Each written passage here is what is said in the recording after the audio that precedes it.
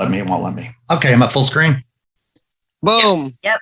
Like a pro. Hey, yeah, y'all don't need to look at me. You need to look at that. I'm glad everybody's here today. If, as you may have heard, a few of us have been having internet problems down across the United States. So if I pop out, I go ahead and apologize, and I'll come back in at another time. But let me go through what I'm talking about today. As you may have heard a little bit earlier, my talk today is red, and I will show you why in a second. And this is kind of more of a philosophical talk about the markets. And what I'm going to try and do is give you all some lateral thinking and some things to think about. And if y'all seen me before, you know I kind of like to go over numbers and unusual things I see.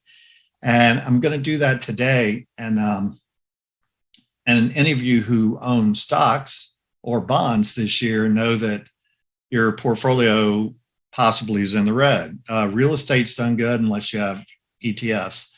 Then the last month or so, they're in the red.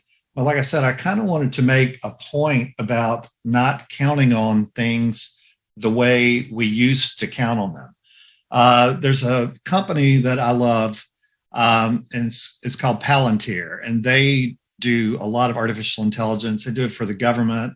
I ran across them in healthcare, and what they're really probably the most sophisticated artificial intelligence company around.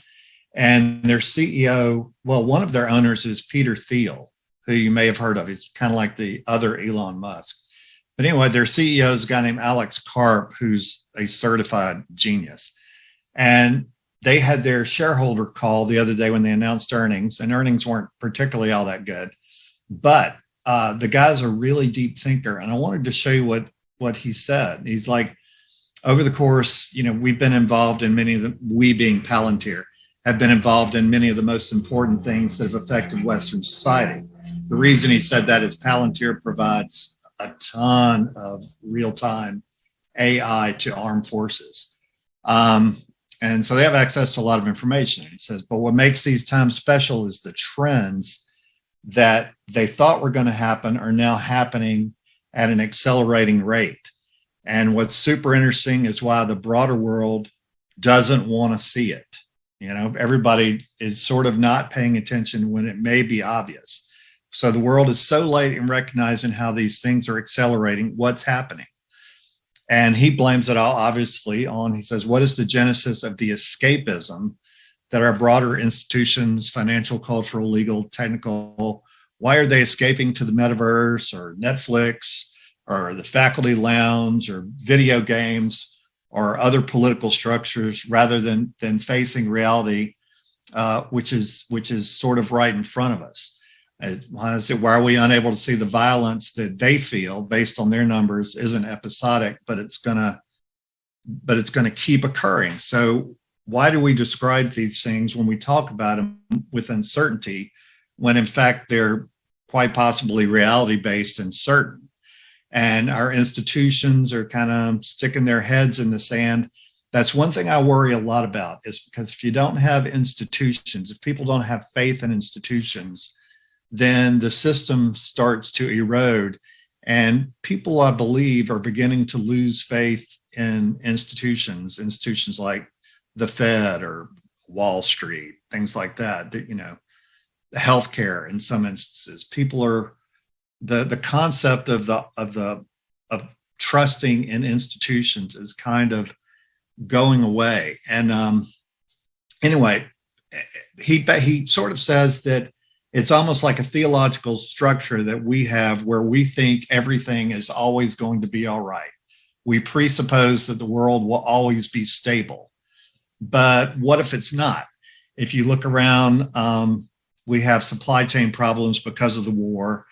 He says outright there's going to be food shortages, and he probably should know because his company runs the supply chain for a lot of large food companies, real in time or just in time food chains. He's like, you can no longer get certain resources from certain countries. I was talking to a friend of mine who works at a car factory and was like, we can't get a hold of the cabling that you use to make seatbelts with. So it's holding up cars. or another friend of mine builds semis, and they couldn't get one chip, and they had to shut down the line and lay off 500 people because of one $20 chip they couldn't get. People, institutions in general have not made a plan for what is expected to have happened. It's almost like black swan events. A black swan event is something that can never happen until it does. And it's sort of like we haven't really prepared for it. And he finishes by saying the future is to be won by people who accept the reality of what is and what not ought to be. And I agree with that totally. I think we live in a world, he said earlier, of a lot of escapism and a lot of ought to beism. And you can only change outcomes by accepting reality, accepting what is. For instance, this slide is the slide of Netflix. I like to show this slide. I've shown it before.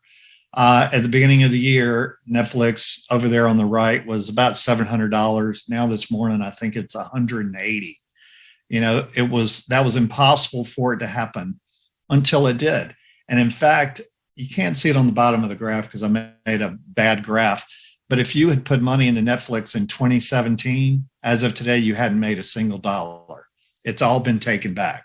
People don't think that can't happen. And in the context of investing, I always tell people, I'll just throw this in, that if they're buying a stock, you make two trades. You buy the stock and then you put in a sell order a little bit underneath it. And you can also have what's called a trailing stop, which sort of follows it on the way up. But if there's a large decrease, it'll sell the stock if you're not paying attention. A lot of the biggest investors in the world, BlackRock is the biggest investor in the world, are turning bearish, and a lot of hedge funds are outright collapsing. There's one that I can't remember. I think her name's Kathy Wood, very famous hedge fund manager. She's down like 70% over the last year. Like, things that can't happen are happening. That chart right in front of you is diesel. Diesel is selling in my hometown yesterday for $6.30. That could never happen, but it is happening. And diesel affects the price of literally everything. The way that stuff gets to manufacturers is usually diesel based, and then the way it gets to your Walmart is diesel based. And so the price of diesel going parabolic is going to affect everything. And we kind of haven't prepared for it. And I guess really overall, the theme of what I'm talking about today is preparation and being able to tell yourself that, things that can't happen can. In the United States, you would never think that it could be where parents are driving around for hours trying to find baby food, trying to find formula, Similac, right? The shelves are empty. And you would never think that kind of thing could happen in the United States, but tell that to somebody with a newborn child right now. It's actually occurring right now. So, and this is a chart of a recent mortgage rates. The mortgage rate now as of this morning, I got it from Freddie Mac. The mortgage rate is 5.27 on a fixed rate 30-year. And you can see the turn up at the beginning of the year. What fascinates me about that is the Fed told everybody for months and months, we're going to raise. And then everybody acted surprised when they finally did raise. And the rise in rates, not only is affecting the housing market, but it's part of the reason why if you have a bond fund, your bond fund is probably down 15 to 20% this year. This is 10 years worth of mortgage rates. We're all the way over at the right. So you can sort of in your head make an average of where they are. And then this, I believe, this is 20 years of mortgage rates. And what I found interesting about this graph is if you look at that dark area right there around July 2009, that's the 2008 recession. And so if you're of the mind, we had negative GDP growth at the beginning, the first quarter of this year, which may be indicative of a recession. If you're of the mind that we're in a recession was sort of valuable to know where rates were in the last recession. And you can see they hovered, these are mortgage rates. You can see they hovered between 5% and about 6.5%. So it's always good to look back at a similar instance to see what might occur in the future. In other words, we may have a little bit more room to run on rates going up. Some of y'all may have noticed that one of the only bright spots in the world of investing is the fact that the dollar's been going up. The dollar has really been rallying. The euro's been going down. Those of you that own crypto know what's happening there. Last time I looked, it was like 29,000 this morning, and it got up pretty high, and it's at 29,000 now. What's going on is sort of it's being driven down by a lot of traders right now, but the fact is it's still down. And what's interesting to me is Bitcoin was supposed to not be correlated to the overall market in general, but Bitcoin is almost perfectly correlated with the tech market over the last year or so. It's not supposed to be, but it is. And those of y'all that own Bitcoin or Ethereum, I used to have an opinion on holding those things, but I don't anymore because I just honestly don't know what's going to happen. However, I did want to point out that one of the few places that has been a safe haven, and I'm going to show you all this in a minute, over all investments has just been the US dollar, has just been cash. Now, if you look at inflation, the inflation number came out this morning and it was a little bit higher than they thought it was going to be. So if you look at it in terms of real purchasing power, if you hold just dollars, you're probably still down, but you're not as down as certain other things. These are the currencies of other countries, and you can versus the United States, and you can see that that's how our currency has rallied versus everybody else. They're all red. We're not. So that's happy news.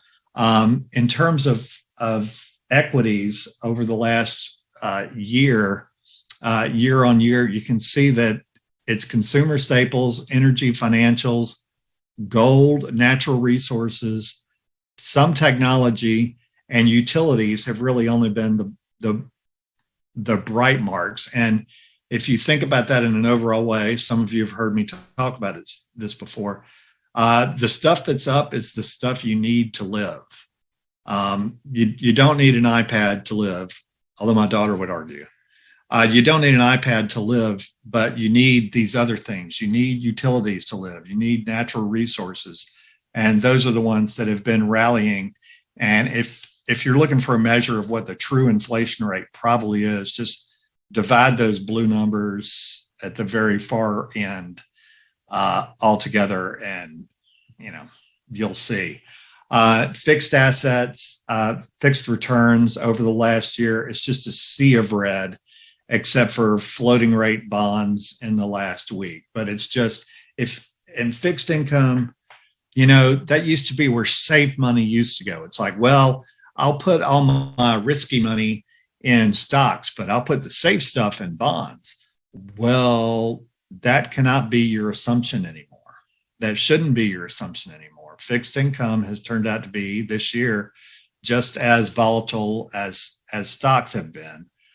Real estate still going up. So that's been a huge, and I know y'all are real estate investors. That's been a huge bright spot. Well, I say that, but I looked at Zillow the other day and they said over the last month, real estate is down like 1.7, but still, y'all know what I mean. It's pretty up.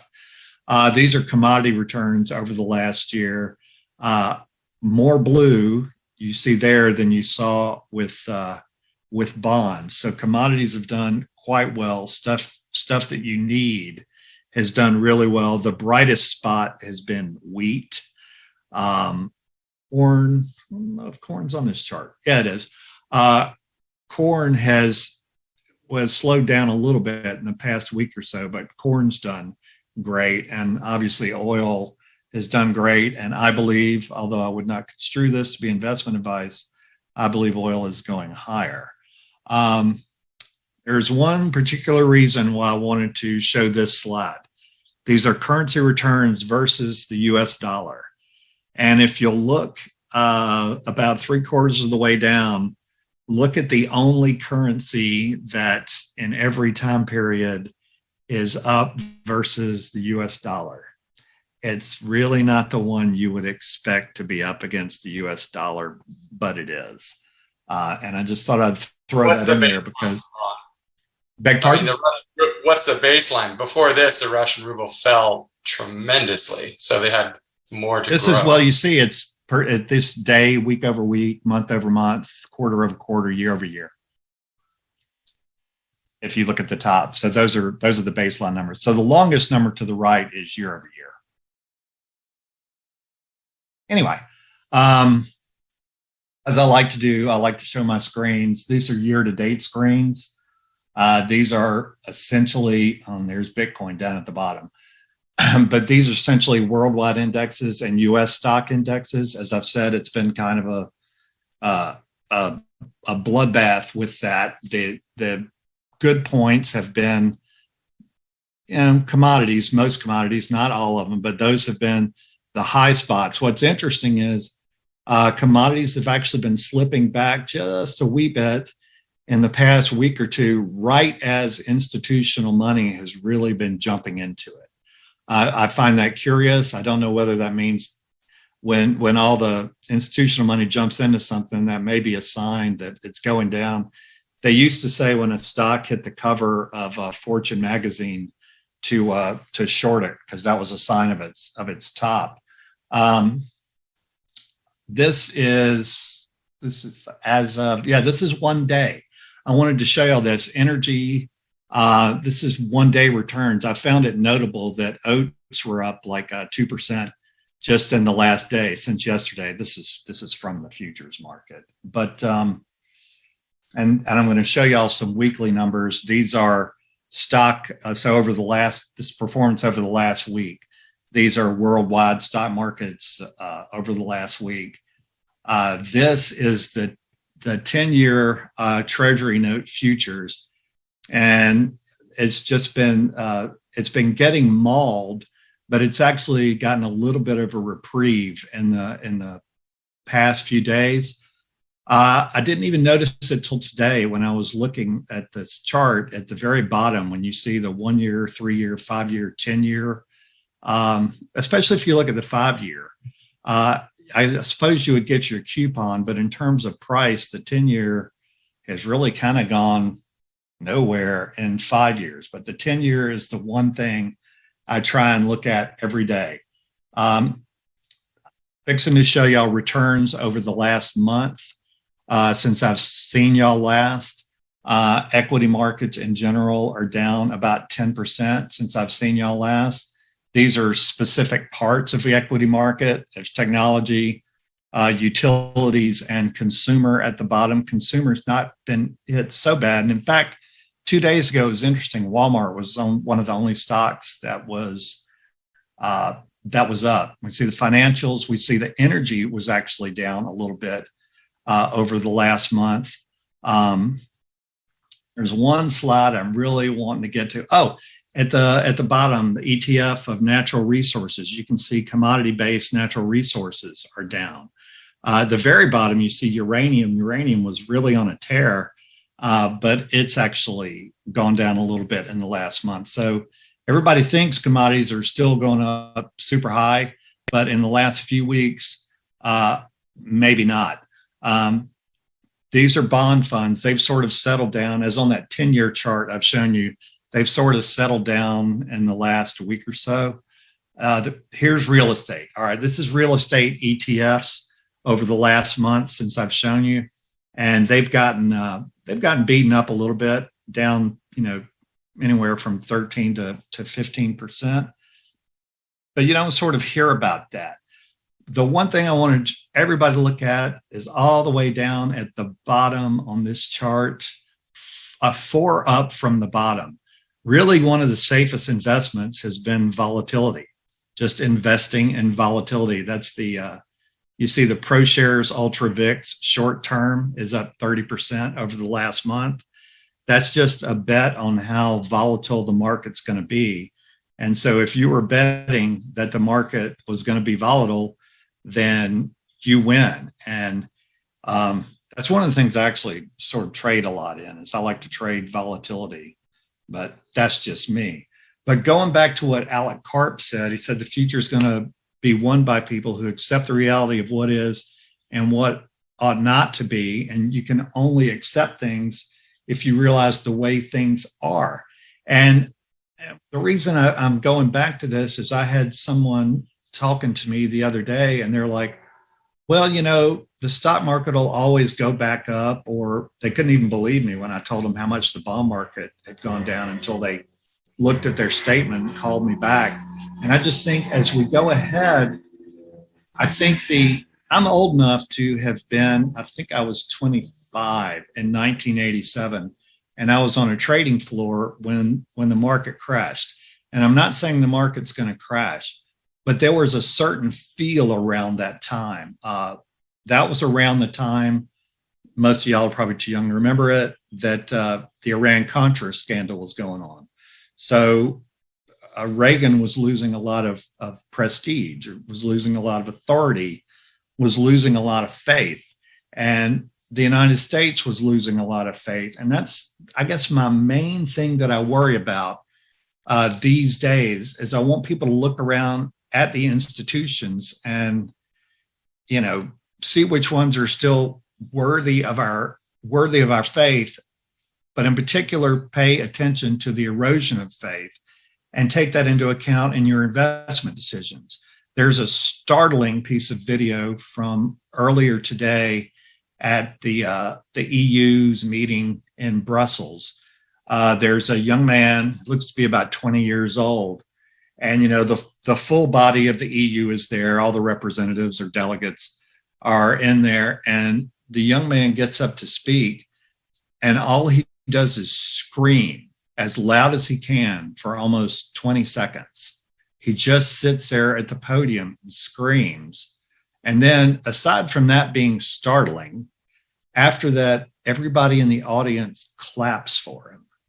And I found that to be really weird that, the largest institution in Europe, the EU, all the delegates take somebody screaming for 20 seconds seriously. So as an institution, I happen to think, if I had to give you an opinion, that Europe is of every part of the world, even though China's in big time lockdown, of every part of the world, the one that's in the most trouble is Europe, for a lot of reasons. One is energy, but B, I think the people that are in charge over there, a lot of them might not be completely serious people, and that worries me. So the point of what I wanted to talk to y'all today, obviously my talk was to make y'all aware of the overall economic conditions, but also have you, when you're factor those into your investment thinking, but also factor in faith, your perceived faith in the institutions around us, because that has a direct bearing on how financial instruments perform. If people don't have faith in the Fed, for instance, that hadn't happened. Some people it has, but it hadn't yet. But if people lost faith in the Fed, that would be a bad thing.